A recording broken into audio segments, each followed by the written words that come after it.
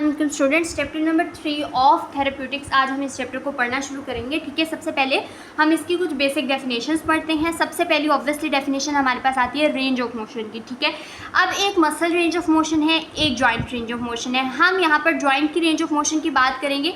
The extent to which a joint can move or the extent to which a muscle allows the joint to move is termed as range of motion, या in other words general definition ये है कि एक muscle कितना move कर सकता है या एक जॉइंट कितना मूव कर सकता है, उस पर कितना मोशन पॉसिबल है, that is termed as range of motion. ठीक है, अब यहाँ पर हमारे पास ना ये चीज़ें मैटर करती हैं कि रेंज ऑफ मोशन में नॉट ओनली मसल्स, कुछ अदर फैक्टर्स भी इन्वॉल्व हो रहे होते हैं। यानी खाली मसल का काम ही है रेंज ऑफ मोशन कंप्लीट कराना, ना ही जॉइंट का काम है। यहाँ पर और अदर स्ट्रक्चर्स जो इर्द गिर्द के हैं, हो सकता है कि वो भी रेंज ऑफ मोशन को लिमिट कर दें। ठीक है, तो जैसे कि हमारे पास मसल्स हो गए, जॉइंट सर्फेसिस हो गई, कैप्सूल या फेशिया, या जो हमारे पास सराउंडिंग नर्व्स हैं वो हो गई, या सराउंडिंग सॉफ्ट टिश्यूज हो गए। इन जनरल ये वो चीज़ें हैं जो कि क्या कर सकती हैं, कॉज हो सकती हैं limitation of range of motion का। ठीक है, अब यहाँ पर आपको एक डेफिनेशन मिलती है, दैट इज फंक्शनल एक्सकर्जन की।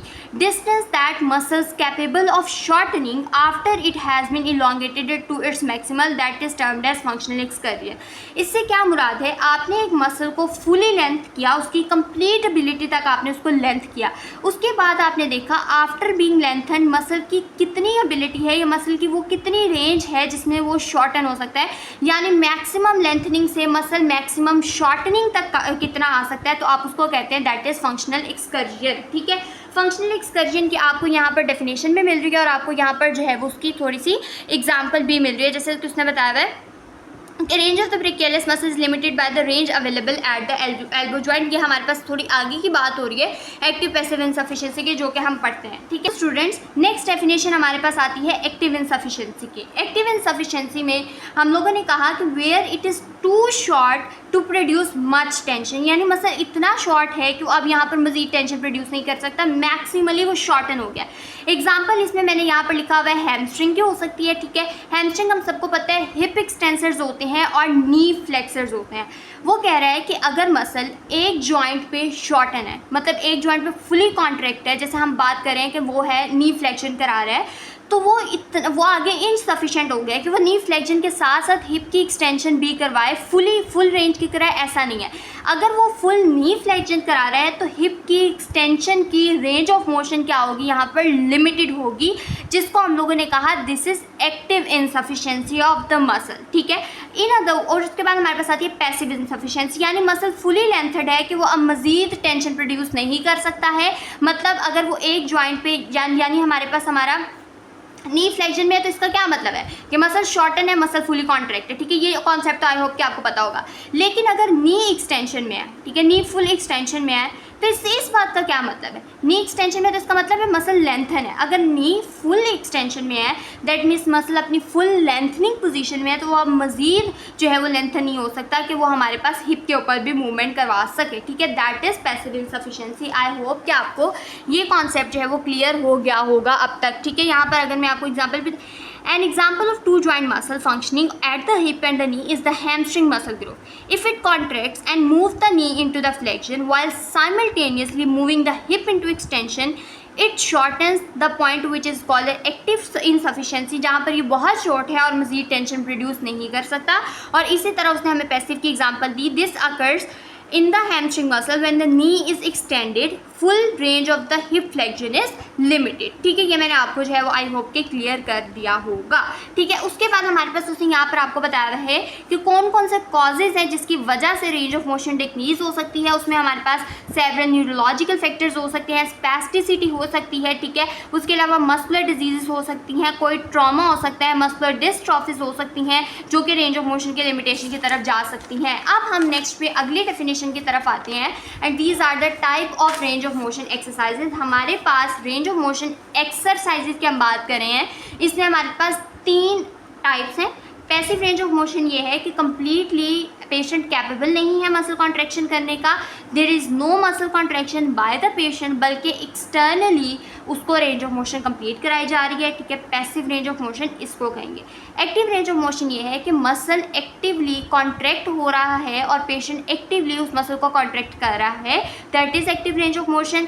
Active assisted range of motion क्या है कि मसल इतना कैपेबल तो है कि मूवमेंट कर ले, लेकिन कंप्लीट रेंज तक वो मूवमेंट नहीं कर पा रहा है, तो उसके लिए थेरेपिस्ट को एक्सटर्नल असिस्टेंस प्रोवाइड करनी पड़ेगी है, that is active assistive range of motion. I hope कि आपको ये तीनों डेफिनेशंस जो हैं वो यहाँ पर समझ आ गई होंगी। पैसिव रेंज ऑफ मोशन क्या है? Is the movement of the segment within the unrestricted range of motion that is produced entirely by an external force, there is little to no voluntary muscle contraction, ठीक है। उसके बाद हमारे पास active range of motion क्या है? Is the movement of the segment within an unrestricted range of motion, and active assisted क्या है? Type of the way in which the assistance is provided manually और mechanically by an outside force because the prime mover muscle need assistant to complete the motion, ठीक है।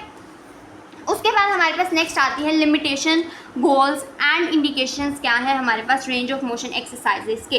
सबसे पहले हमारे पास आती है पैसिव रेंज ऑफ मोशन, ठीक है। पैसिव रेंज ऑफ मोशन एक तो आप तब कराते हैं जब मसल एक्यूट स्टेज में होता है और जब आप जॉइंट एक्यूट इंजरी से सफ़र कर रहा होता है या फिर वहाँ पर इन्फ्लेमेशन हुई होती है, उस दौरान हम एक्टिव कॉन्ट्रैक्शन पे फोकस नहीं करते क्योंकि वो मज़ीद इंजरी को ख़राब कर सकता है, हीलिंग टाइम मज़ीद प्रोलॉन्ग हो सकता है। ऑलरेडी एक चीज़ ख़राब है, आप मज़ीद उसको पुश कर रहे हैं तो वो और ख़राब होगी ना, इसीलिए हम इसके अंदर जो है ना पैसिव रेंज ऑफ मोशन कराते हैं जिसमें मसल खुद तो कॉन्ट्रैक्ट नहीं कर रहा है लेकिन हम लोग उसको मूव करा रहे हैं ताकि वहाँ पर कोई कॉन्ट्रैक्शन या कोई एडहेजन वगैरह फॉर्म ना हो जाए, ठीक है। उसके बाद हमारे पास पेशेंट इज़ एबल टू और नॉट सपोज टू। पहली बात यह है कि पेशेंट इतना कैपेबल नहीं है कि वो एक्टिव मूवमेंट कर सके, या फिर पेशेंट जो है उसको नहीं करानी आपने मूवमेंट, जैसे वो फ्रैक्चर हुआ है और आपने उसको इमोबिलाइज किया हुआ है, उस दौरान आप ये सपोज करते हैं कि एक तो पेशेंट करने के काबिल नहीं है और दूसरा ये कि आप चाहते हैं कि पेशेंट उसको मूव ना करे, एक्टिव रेंज ऑफ मोशन करने के काबिल नहीं, उस दौरान आप पैसिव करा सकते हैं। और आफ्टर सर्जिकल रिपेयर हम लोग जो है ये करा रहे होते हैं ताकि वहाँ पर कोई एडहेजन या कॉन्ट्रैक्शन ना बन जाए या स्कार मोबिलाइज रहे। उसके बाद हमारे इसके गोल्स क्या होते हैं?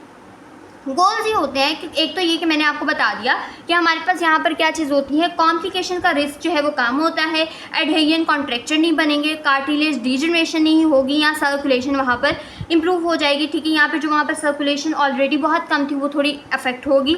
उसके बाद हम लोग क्या करेंगे, कनेक्टिव टिश्यू मोबिलिटी इंप्रूव होगी, इसकी वजह से फॉर्मेशन ऑफ कॉन्ट्रैक्चर का रिस्क कम होगा, मैकेनिकल इलास्टिसिटी यानी इस जॉइंट की जितनी थी उसको मेंटेन रखेगा, अगर जॉइंट मूव नहीं करता तो उसकी इलास्टिसिटी हम सबको पता है कम होना शुरू हो जाएगी, या फिर कोई जो है ना उसके वैस्कुलर डायनामिक्स को इंप्रूव करेगा, वहाँ से मेटाबॉलिक वेस्ट को ले जाने में क्या करेगा, रोल प्ले करेगा, ठीक है। उसके बाद हमारे पास नेक्स्ट आता है साइनोवियल मूवमेंट्स को भी इन्हांस करेगा, पेन को भी कम करेगा, हीलिंग को भी इन्हांस करेगा, ठीक है, और पेशेंट को मूवमेंट की अवेयरेंस भी देगा। समटाइम्स ऐसा होता है कि जब पेशेंट मूव नहीं करता तो उसको वो मूवमेंट करना भूल जाती है प्रोलॉन्ग टाइम के लिए, और ये होता है, ठीक है। तो इस दौरान हम लोग जो है ना इसके लिए पैसिव रेंज ऑफ मोशन इस्तेमाल कर सकते हैं। अदर इसके बेनिफिट्स ये हैं कि जब पेशेंट जो है वो एग्जामिनेशन कर रहा है, ठीक है, अगर वो किसी देखना चाह रहा है कि स्पेस्टिसिटी है कि नहीं है, या फिर वो देखना चाह रहा है कि कोई कॉन्ट्रैक्चर तो नहीं बना हुआ, तो इस दौरान पेशेंट है वो पैसिव आरएम टेक्निक सॉफ्टवेयर इस्तेमाल करते हैं। फिर हमारे पास आता है टीचिंग एक्सरसाइज प्रोग्राम। अगर आप पेशेंट को सिखाना चाहते हैं कि एक्सरसाइज ऐसे करते हैं तो आप पैसिव कर सकते हैं। पेशेंट को स्ट्रेचिंग के लिए प्रिपेयर करने से पहले भी जो है वो पैसिव आरएम इस्तेमाल की जा सकती है। अब ये है कि हमारे पास इसकी लिमिटेशन क्या है। एक तो ये कि ये एट्रोफी को प्रिवेंट नहीं करता। देखिए एट्रोफी होती कब है, जब मसल को प्रॉपर सिग्नल नहीं मिल रहा, मसल एक्टिवली कॉन्ट्रैक्ट नहीं कर रहा। तो पैसिव रेंज ऑफ मोशन में तो एक्टिवली कॉन्ट्रैक्ट करने की हमें बात ही नहीं ना, कि हमने कहा कि हम लोग एक्सटर्नली कर रहे हैं तो कोई न्यूरोमस्कुलर उसको आने की ज़रूरत ही नहीं है। तो हम कहते हैं कि ये प्रिवेंट नहीं कर सकता एट्रोफी को। स्ट्रेंथ और एंड्योरेंस ऑब्वियसली नहीं इंक्रीज कर सकते। जब तक मसल एक्टिवली कॉन्ट्रैक्ट ही नहीं कर रहा, उसका कॉन्ट्रैक्टाइल यूनिट प्रॉपर्ली काम ही नहीं कर रहा, तो कहाँ से उसकी स्ट्रेंथ या एंड्योरेंस बढ़ेगी। फिर हमारे पास क्या आता है, असिस्ट सर्कुलेशन। ये सर्कुलेशन को इतना अच्छा इंप्रूव नहीं करता जितना active range of motion techniques जो हैं वो इंप्रूव कर सकती हैं। तो अभी तक हम लोगों ने क्या पढ़ लिया, हम लोगों ने इसकी बेसिक डेफिनेशन पढ़ ली, types of range of motion पढ़ ली, ठीक है, और देखा कि हमारे पास पैसिव आरओएम की लिमिटेशन, गोल्स या इंडिकेशंस क्या है। इन द नेक्स्ट पार्ट हम एक्टिव और एक्टिव असिस्टेड आरओएम के बारे में पढ़ेंगे।